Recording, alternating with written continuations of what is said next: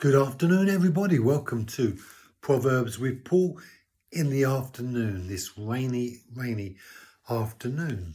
Proverbs chapter 11 and verse 6. The righteous of the upright will rescue them, but the treacherous will be caught by their own greed. The righteousness of the upright will rescue them. What does it mean to be rescued? It means that at the point when you need to be saved, something or someone comes and rescues you. And the reality for the righteous is that their righteousness rescues them from a disaster or from an enemy. And how can that work?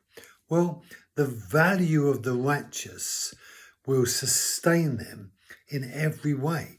So very rarely, it's very unlikely that your righteousness will be perceived as a negative thing. It's true in the broken world, that's not always the case anymore. But before God, your righteousness will rescue you. It will be something to depend on because it's loyal, it's faithful, it's always there. Unlike the treacherous, those who are unrighteous, they will be caught by their own greed. And treachery is perhaps the most horrific reality of a personality. You know, I remember watching Braveheart and Robert the Bruce, and just the betrayal in that whole experience that caused him to be hung, drawn and quartered in the film as well as in history. Treacherous, someone who has betrayed you, someone who has let you down.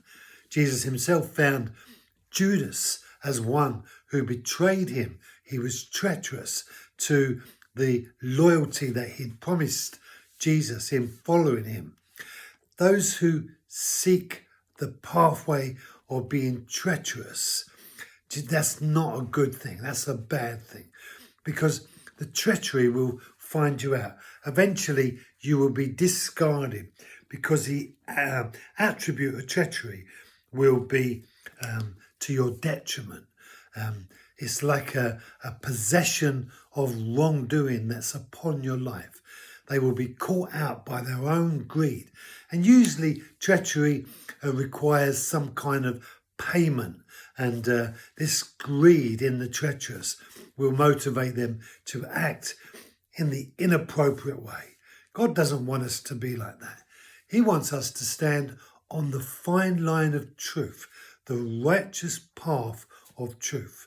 And then, all because of that truth, we build a character, we build a reputation, and that reputation will save us in the times of trouble. Thank you for joining me. Be blessed. Have a great afternoon, and I'll see you tomorrow. God bless.